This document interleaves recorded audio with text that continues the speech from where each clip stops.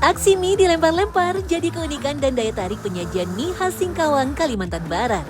Bukan tanpa alasan, sang penjual super atraktif. Ternyata ada maksud dan tujuan di balik atraksinya loh, Secret Lovers. Menariknya lagi, pabrik mie asin atau miso Singkawang yang legendaris masih eksis. Apa rahasia pembuatan mie yang panjangnya mencapai 2 meter?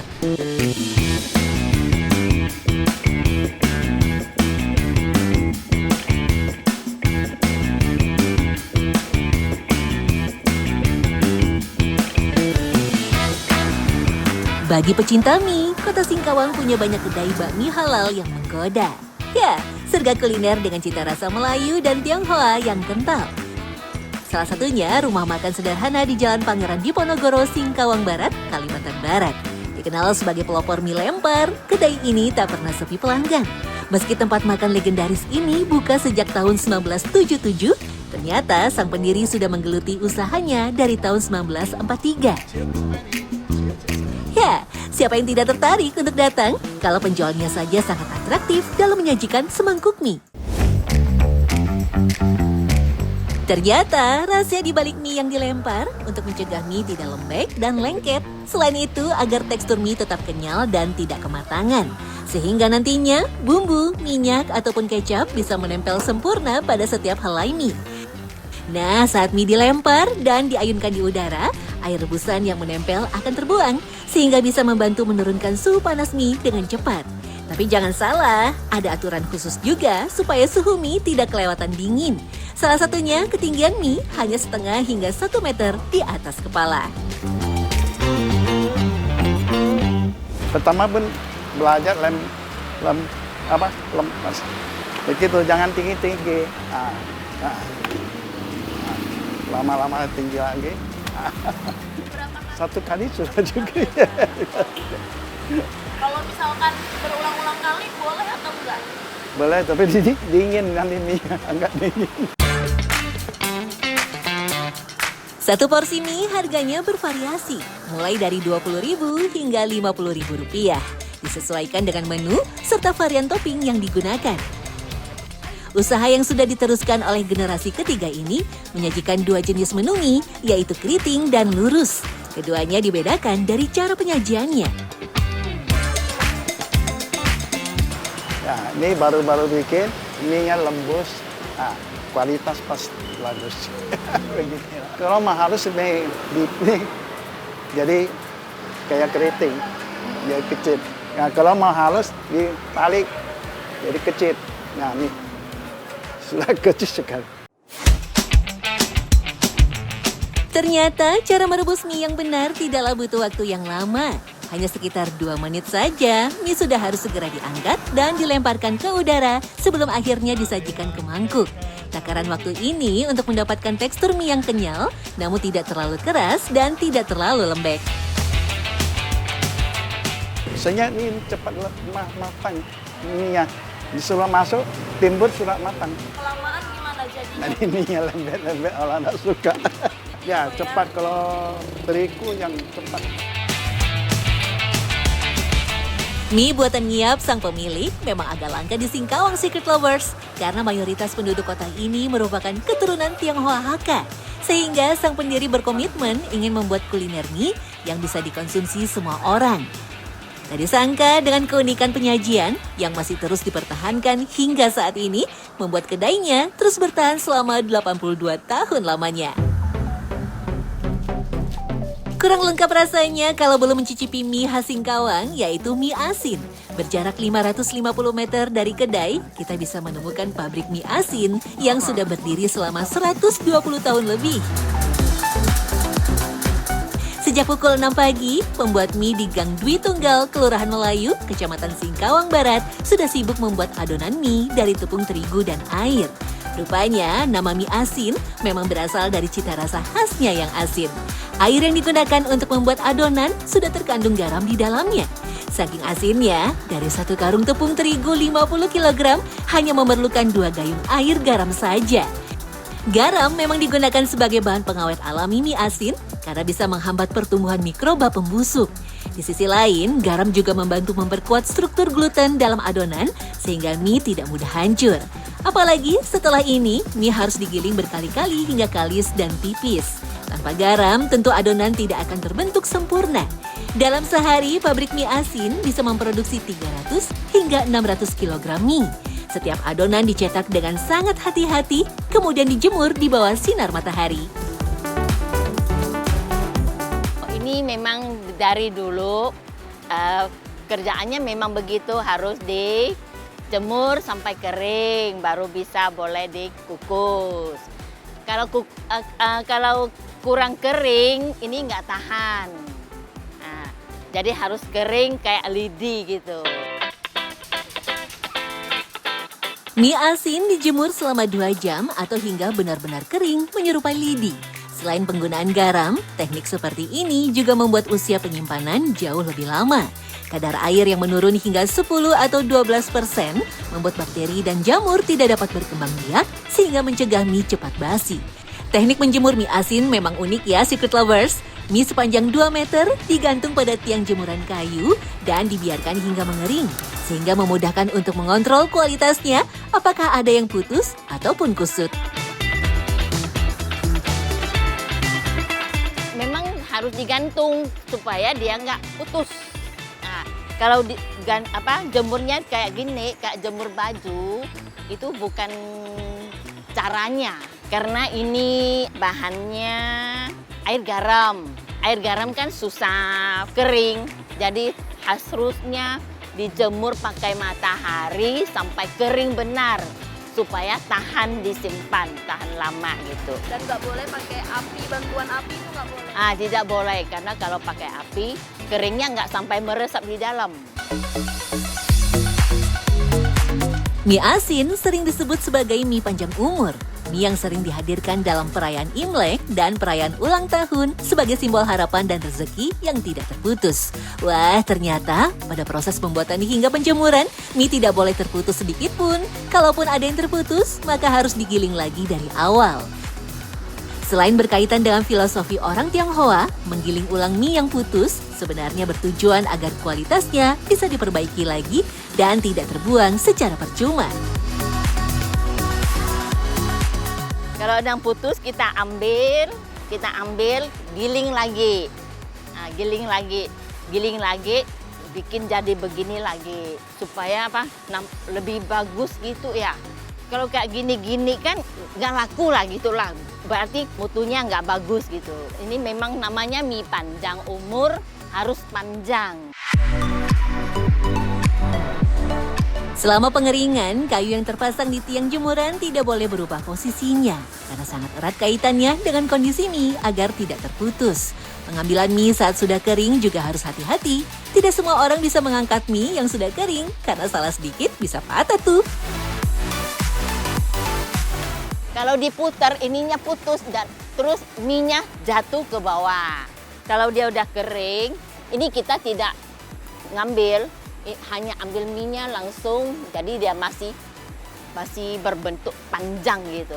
Nah, masih panjang begini gitu. Teknik mengukus mie asin masih dilakukan secara tradisional, menggunakan ember kayu besar yang dilapisi kain pada dasar ember untuk mencegah mie lengket pada kayu serta menyerap air yang berlebih akibat efek dari proses kukus. Tak tanggung-tanggung, ember kayu ini bisa menampung hingga 100 kg mie dalam satu kali kukus loh. Oh iya Secret Lovers, terdapat 2 lubang berbeda pada tungkunya.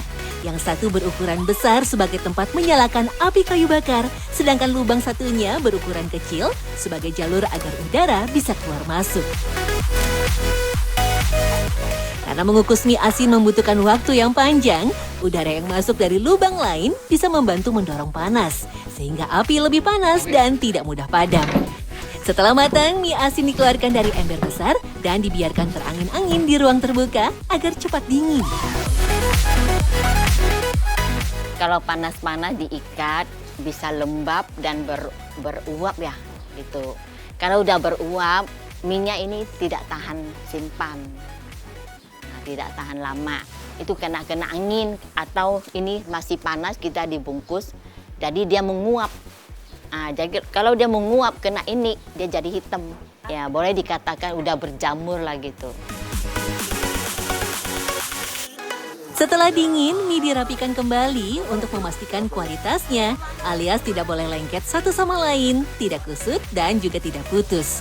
Mie asin dikemas dengan berbagai variasi, mulai dari per 5 kg, per 7 kg, hingga per 10 kg, dengan harga Rp17.000 per kilogram. Tak berlebihan jika Singkawang disebut sebagai salah satu kota mie di Kalimantan Barat. Ratusan kedai mie tumbuh diperkuat oleh pabrik mie asin legendaris. Mie bukan sekedar makanan pengganjal perut, ada cerita panjang tentang tradisi, kerja keras, warisan lintas generasi.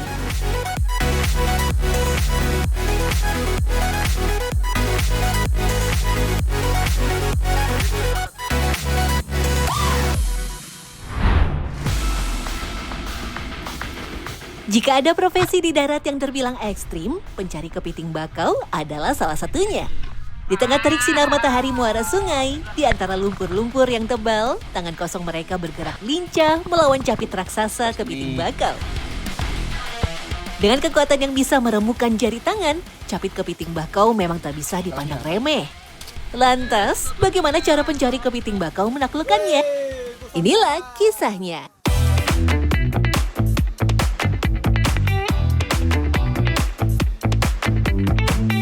20 km dari Kecamatan Pemangkat, Kabupaten Sambas, tepatnya di Kecamatan Jawai Selatan, muara Sungai Sambas besar inilah yang menjadi spot pemburu kepiting bakau.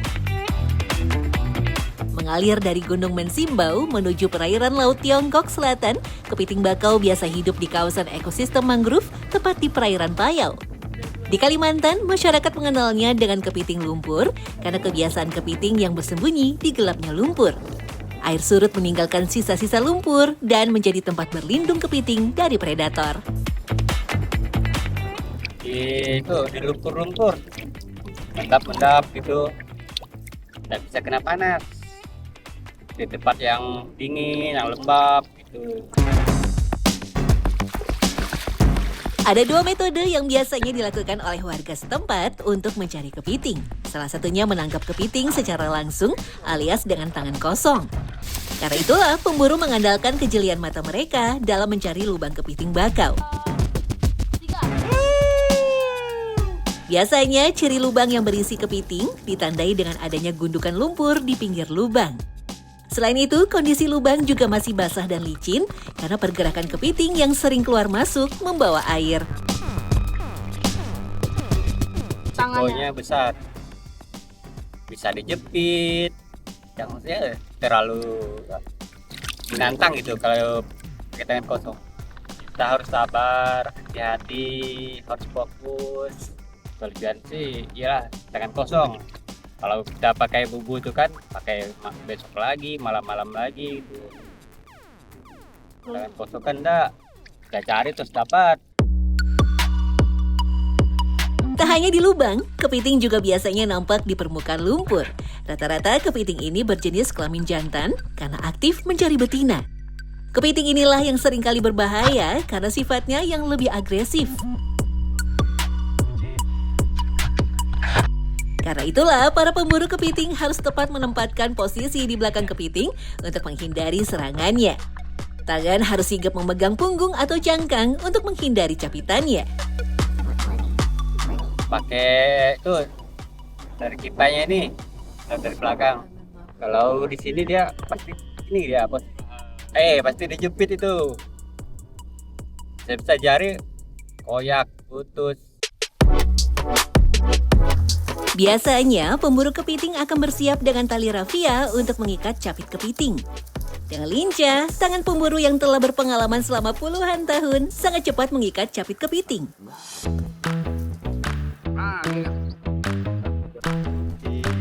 Selain dengan tangan kosong, pemburu juga memasang bubu atau perangkap. Biasanya dibutuhkan umpan berupa ikan kecil yang mudah didapat di perairan dangkal. Tinggal menebar jaring, beberapa ikan tersangkut dan bisa segera dipotong untuk dijadikan umpan. Pakai umpan ini Kak, apa namanya ikan bulan, ikan belanang. Kalau ikan lain bisa Kak, cuman susah carinya Kak. Kalau ini kan mudah didapatkan di sini, kalau di jalan itu udah. Ikan kecil seperti ini memiliki bau amis alami yang kuat sehingga bisa menarik perhatian kepiting. Dagingnya juga liat sehingga tidak cepat hancur saat nanti dipasang pada bubu dan terendam di air payau. Ada 2 jenis bubu yang dibawa pemburu kepiting. Bubu bambu yang berbentuk tabung dan keranjang kawat yang biasanya berbentuk kotak. Untuk bubu tabung, ikan ditancapkan pada kayu lalu dimasukkan ke dalam bubu.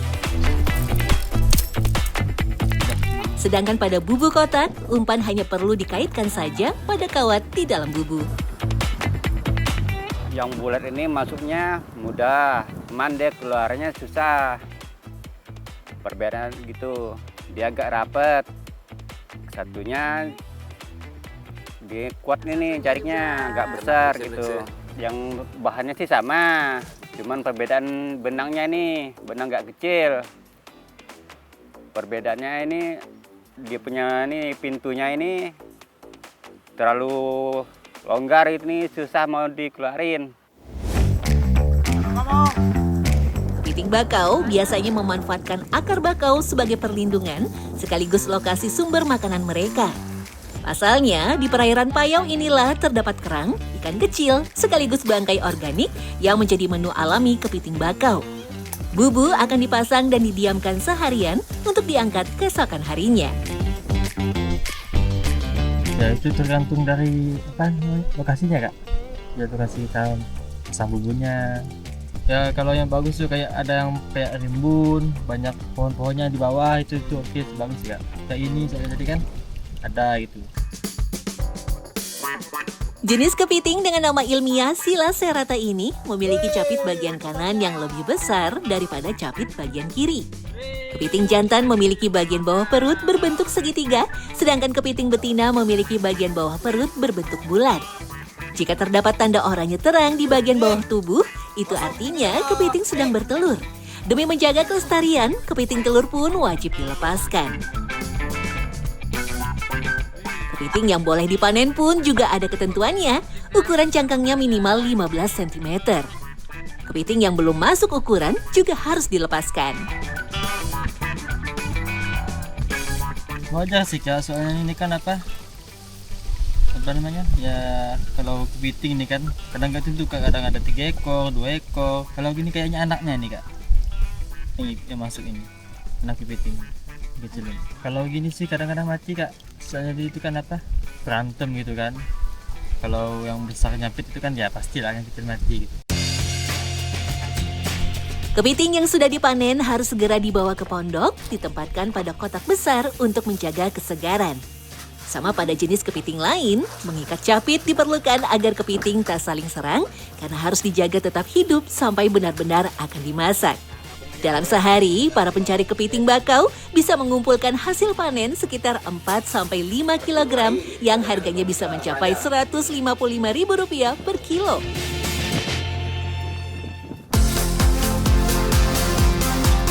Sebagai salah satu komoditas penting, kepiting bakau punya harga tinggi setelah disajikan di atas piring. Harga olahan kepiting bakau bisa mencapai Rp380.000 per kilogram.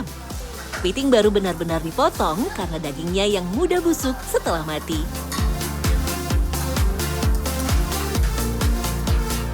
Ini diikat supaya nggak, kalau orang mau pilih kepiting itu main aman, jadi nggak dicapit. Iya, takut nanti kepitingnya lecet jadi rusak kalau dicapitnya kakinya. Kadang suka putus, itu bau jadinya. Masing-masing capit lalu dipotong untuk memudahkan membersihkan kotoran. Meski terlihat mudah, membersihkan kepiting harus benar-benar teliti, apalagi mereka berasal dari habitat lumpur yang kotor. Kepiting lalu dibuka cangkangnya dan dipotong menjadi beberapa bagian. Semua bertujuan agar saat dimasak bisa matang secara sempurna ke seluruh bagian. Bumbu biasanya dimasak duluan dengan air yang agak banyak dan barulah kepiting dimasukkan. Tujuannya agar air bisa membantu pematangan kepiting dengan cepat. Saat dimasak, wajan lebih baik ditutup agar matangnya bisa sempurna. Beberapa orang lebih suka jenis kepiting bakau karena memiliki rasa manis dan gurih alami. Perairan bakau membuat kepiting memakan daun bakau yang terurai, yang kaya akan asam amino dan mineral, sehingga berpengaruh pada aroma yang tidak amis. Otot yang terus menggali juga membuat daging lebih kenyal dan padat. Ekosistem payau juga membantu metabolisme kepiting lebih stabil sehingga daging lebih berkualitas dan lemak cenderung tidak berair. Bahkan, lumpur mangrove banyak mengandung mineral yang memunculkan cita rasa umami pada daging kepiting. Saya sukanya karena dagingnya manis. Daging kepiting itu manis, terus balance, bumbu-bumbunya itu terasa semuanya. Jadi enak. Di balik setiap sajian lezat kepiting bakau, ada tangan tangguh para pencari yang sabar menunggu perangkap semalaman di tengah pasang surut air. Tangan-tangan lincah beradu dengan capit kepiting yang membahayakan tak pernah menyurutkan semangat para pencari kepiting bakau.